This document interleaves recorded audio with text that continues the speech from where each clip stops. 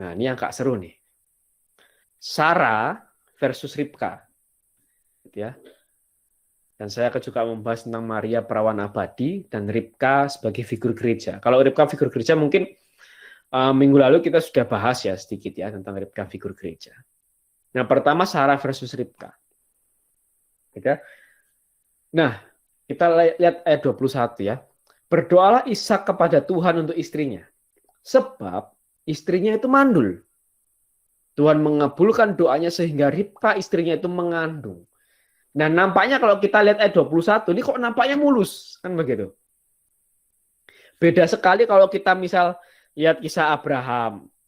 Gitu ya, yang Sarah yang sudah mandul bertahun-tahun, bahkan ada kisah di mana Abraham itu menyodorkan Sarah itu menyodorkan Hagar kepada Abraham dan lahirlah Ismail, kan begitu-begitu ya.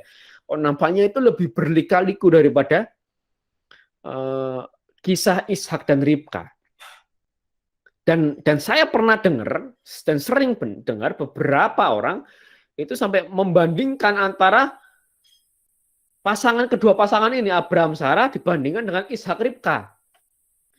Dan beberapa kesimpulannya adalah misal, wah inilah Ishak tuh lebih beriman daripada Abraham, wah sampai begitu. Ya kan, atau Ribka lebih beriman daripada Sarah dan sebagainya macamnya. Kuasa doa Ishak tuh lebih kuat daripada kuasa doa Abraham dan sebagainya macamnya. Gitu ya. Nah, coba kita mau bedah sedikit tentang hal ini. Ya. Nah, ini kita lihat ya dibandingkan dengan Kejadian 16 ini khususnya ya. Bahwa Abram sampai meniduri Hagar sesuai dengan perintahnya Sarah. Nah, maka apakah kedua ini bisa dibandingkan? Kita lihat. Kita lihat pergumulan Ishak. Ya. Ishak menikahi Ribka itu umur 40 tahun. Dan akhirnya Ishak punya anak dari Ribka itu di umur 60 tahun. Begitu ya. Kita bandingkan dengan Abraham. Nggak ada catatan Abraham menikah dengan Sarah umur berapa, tapi Abraham di umur 75 tahun diperintahkan Tuhan untuk keluar dari Haran. Berangkat dari Haran. Itu sudah 75 tahun. Gitu ya. Lalu Abraham ketika berumur 86 tahun itu lahir Ismail tapi dari Hagar. Ya, barulah di umur 100 tahun Abraham tuh akhirnya lahirlah Ishak yang dari istrinya Sarah. Jadi perbandingan umurnya jauh sekali. Maka menurut saya pergumulan Abraham yang baru memiliki anak di umur 100 tahun itu tidak dapat dibandingkan dengan pergumulan Ishak yang baru memiliki anak di umur 60 tahun. Ini tidak dapat. Maka tidak bisa kita ambil kesimpulan doa Ishak itu lebih manjur daripada doa Abraham. Atau Ishak itu lebih beriman daripada Abraham. Kita nggak bisa ambil kesimpulan seperti itu. Karena tetap yang punya gelar bapak orang beriman cuma Abraham. Ishak Yakub nggak dapat. Ini menarik. Bahkan dalam perjanjian baru yang lebih banyak dipuji, itu Abraham. Dibandingkan Ishak dan Yakub. Gitu. Karena apa? Sekalipun dia harus menunggu 100 tahun, Abraham bisa genapi apa yang Tuhan perintahkan dalam kehidupannya. Mungkin kalau kasus Devi ini, mungkin Abraham udah diomongin orang berapa kali. Sampai umurnya 100 tahun. Belum punya anak. Apalagi zaman dulu tuh anak itu tuh penting sekali buat orang zaman dulu. Ya, kalau orang sampai nggak punya anak zaman dulu tuh dianggap tuh dia sudah berdosa atau udah kena kutuk gitu. Kira-kira begitu. Itu lebih sadis. Tapi itu zaman dulu. Jadi sekali lagi bahwa pergumulan Abraham yang baru memiliki anak di umur 100 tahun tidak dapat dibandingkan dengan pergumulan Ishak yang baru memiliki anak di umur 60 tahun. Nah, lalu selanjutnya saya mau bahas tentang Maria perawan abadi. Kenapa saya mau bahas ini? Karena saya tertarik dengan tafsiran yang diungkapkan oleh Santo Yohanes Chrysostomus. Bentar, saya minum dulu sedikit ya.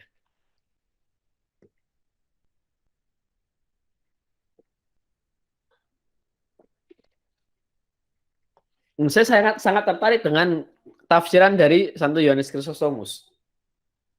Jadi Santo Yohanes Chrysostomus itu mau menceritakan gini. Ini kan seringkali agama Kristen bersinggungan dengan agama Yahudi. Gitu. Jadi Santo Yohanes Chrysostomus mengatakan begini.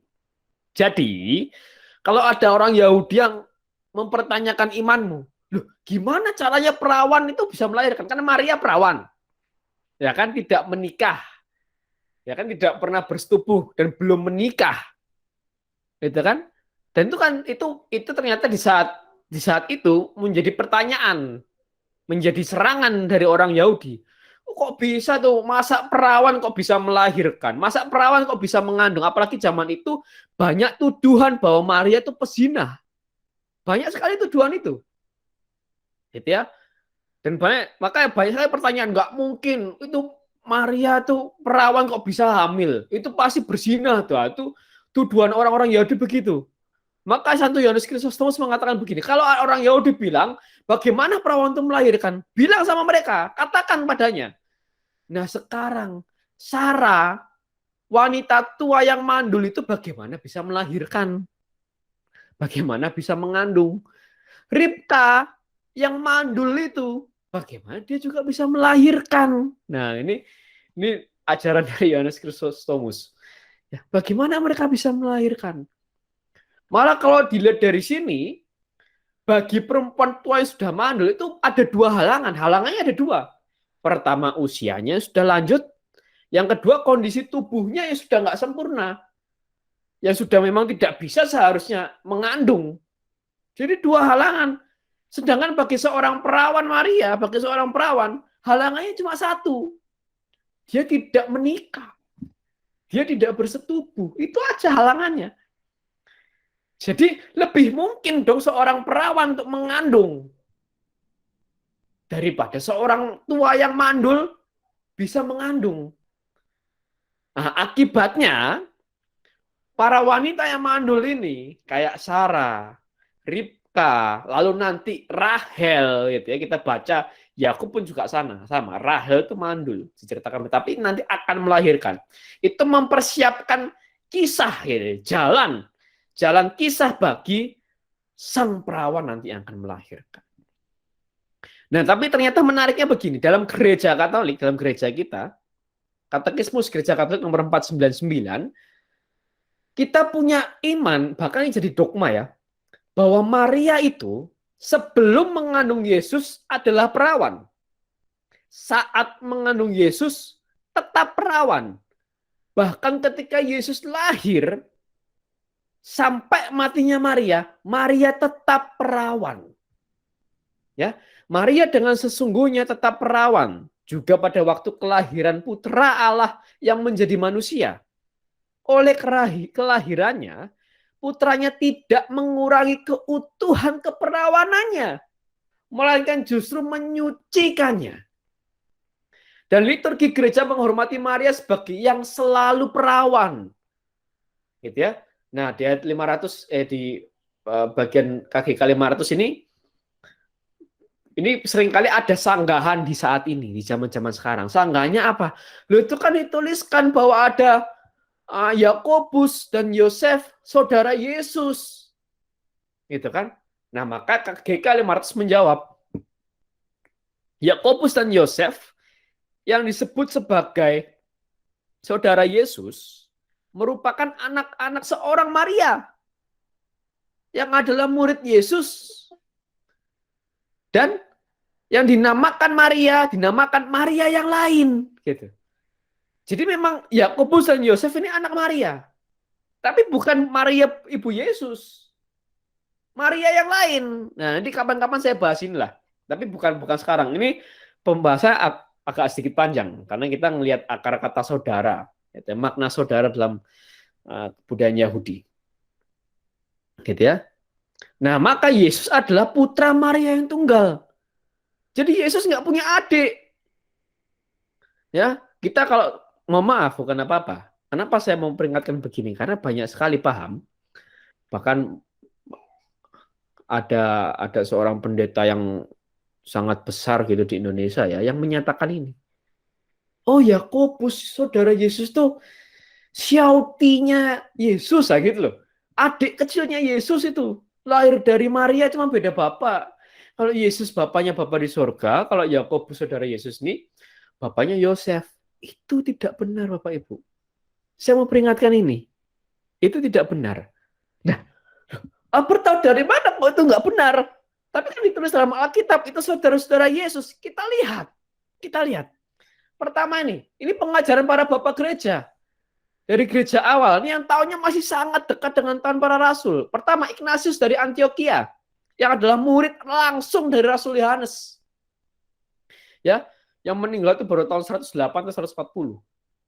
Dia mengatakan apa? Dia mengatakan bahwa Maria perawan abadi. Sebelum hamil Yesus Maria adalah perawan, saat hamil Yesus Maria adalah perawan, dan setelah melahirkan Yesus sampai matinya Maria tetap perawan. Pertanyaannya Santo Ignatius, tahu ini dari mana? Dari gurunya Rasul Yohanes. Dan Rasul Yohanes ini adalah murid yang Tuhan Yesus sebelum mati serahkan Maria ke dia. Anak inilah ibumu. Ya, dalam Injil Yohanes kita baca nanti. Ya bisa dibaca ya. Anak inilah ibumu. Ibu inilah anakmu. Maria menyerahkan Yesus kepada siapa? Rasul Yohanes.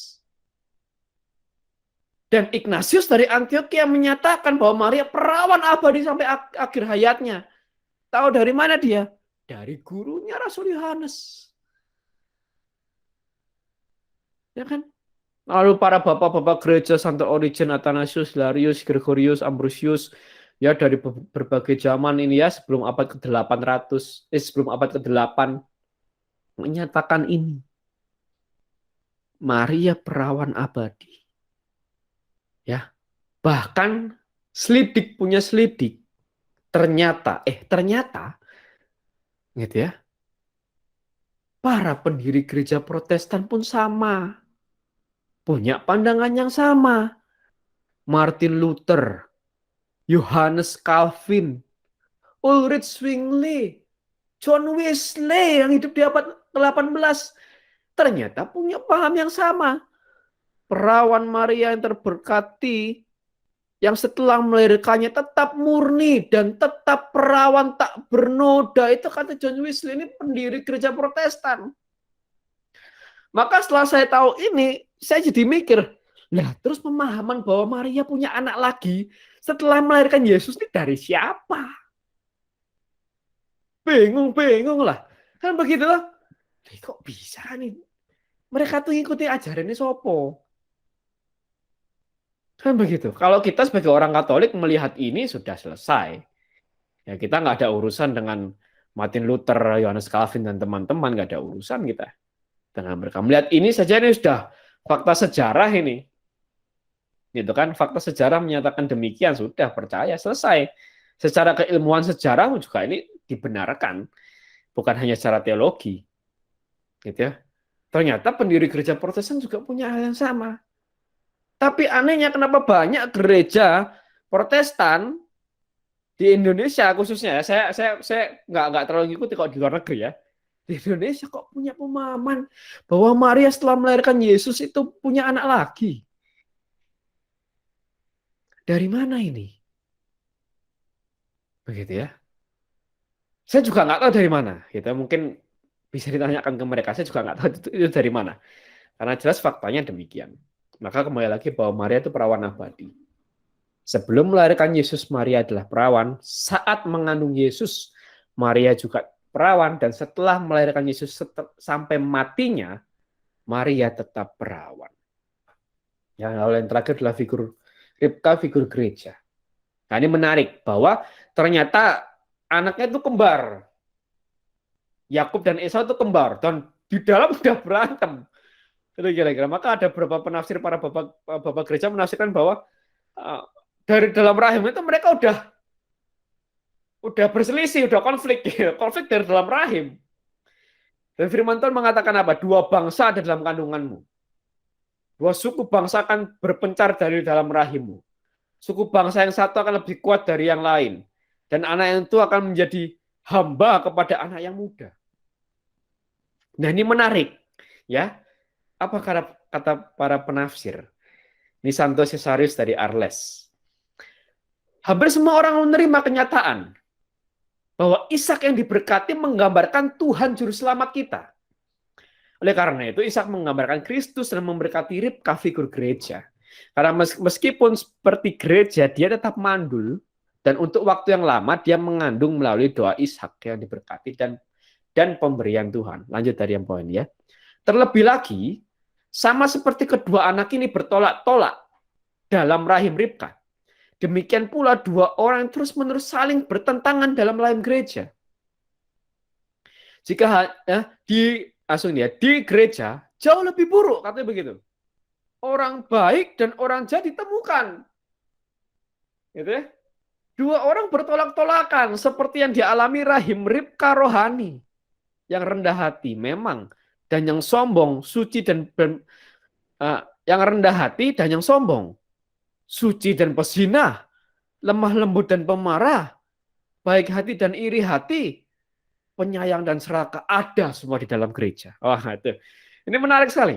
Ya, lanjut, kita baca lanjut dulu. Karena semua